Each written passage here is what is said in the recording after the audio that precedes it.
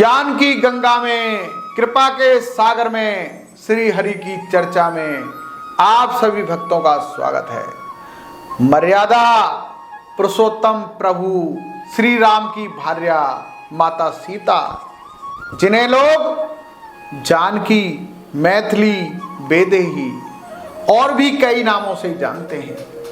माता सीता देवी महालक्ष्मी का अवतार है। लेकिन क्या आपको पता है माता सीता ने राजा जनक के घर में क्यों जन्म लिया? अपने पूर्व जन्म में कौन थी माता सीता?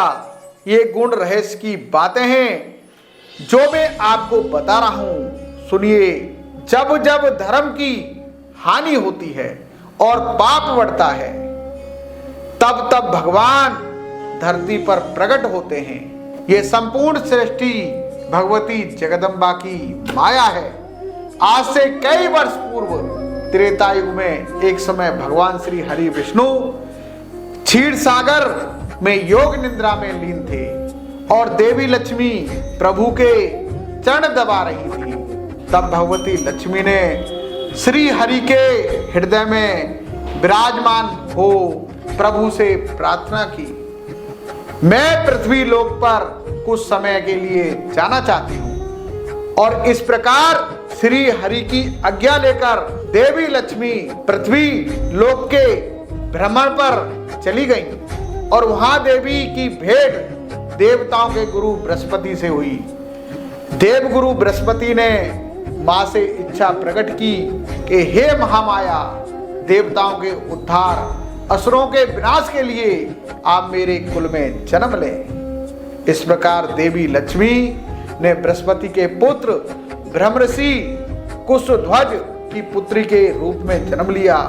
अपने जन्म के कुछ समय बाद ही उस कन्या को वेदों का ज्ञान हो गया था, इसलिए उस कन्या का नाम वेदवती रखा गया था।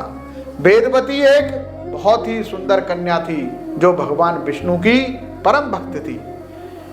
वेदवती अपनी भक्ति में इतनी लीन हो गई कि भगवान विष्णु से प्रेम करने लगी। अपने मन में श्री हरि से विवाह की इच्छा से कठोर तपस्या करने लग गई। पालनकर्ता श्री हरि ने वेदवती को दर्शन देकर कहा कि इस विष्णु स्वरूप में मैं आपकी यह मनोकामना पूर्ण नहीं कर सकता, किंतु अगले अवतार में मैं आपकी मनोकामना पूर्ण अवश्य करूंगा और वचन देता हूं।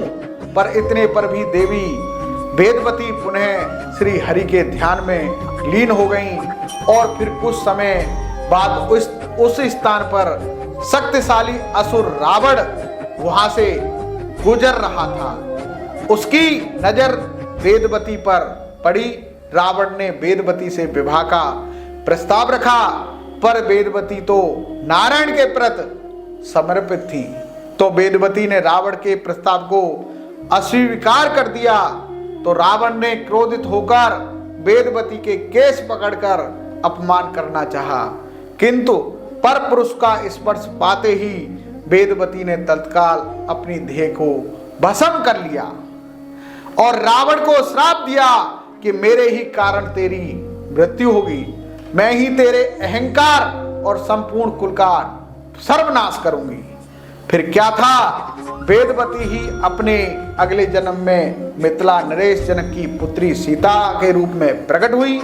मिथिला नगर में भयंकर अकाल के कारण जब सूखा पड़ गया था, तो वहां के दुख दूर करने मिथिला नगर में साक्षात भगवती लक्ष्मी स्वरूप वेदवती ने अवतार लिया। देवी लक्ष्मी धन, वैभव और ऐश्वर्य की देवी हैं, जिनके आगमन से सुखों के भंडार भरते हैं। त्रिकाल दृष्टि रखने वाले ऋषि मुनियों ने राजा जनक को सोने के हल से खेत जोतने को कहा, जहां मिट्टी के भीतर से सोने और मणियों से जड़े कलश में एक कन्या मिली, जिनका नाम सीता रखा गया था। राजा जनक की पुत्री होने के कारण माता सीता को जानकी नाम से भी जाना जाता है। उस कन्या के जन्म लेते ही वर्षा होने लग गई और हरी हरी खेती सरसर लहराने लगी। राज्य में धन वैभव बढ़ता गया। जिस दिन माता सीता का जन्म हुआ उस दिन वैशाख मास की शुक्ल पक्ष की 9वीं तिथि थी। माता सीता के जन्म के कुछ समय बाद राजा जनक की पत्नी रानी सुनैना ने गर्भ से 3 कन्याओं के जन्म लिया, जिनका नाम मांडवी, उर्मिला, श्रुतकीर्ति रखा गया था। ये तीनों माता सीता की बहनें थीं। आगे चलकर भगवान श्री हरि विष्णु ने अपने वचन अनुसार श्री राम के अवतार में सीता स्वयंवर में धनुष भंग कर माता सीता को अपनी पत्नी के रूप में वर्ण किया। तो वही माता सीता की बहन मांडवी का विवाह श्री राम के भाई भरत, उर्मिला का लक्ष्मण और शत्रुघ्न का श्रुतकीर्ति से संपन्न हुआ। ये भी राम चरित्रमानस का एक प्रसंग है जिसमें इस कथा की संपूर्ण पुष्टि की गई है। सीताराम सरकार अपनी कृपा आप पर सदैव बनाए रखें। बालाजी महाराज आपकी सभी मनोकामनाएं पूर्ण करें और समस्याओं का अंत करें, सुख सौभाग्य में वृद्धि करें। जय श्री बालाजी, जय श्री बालाजी।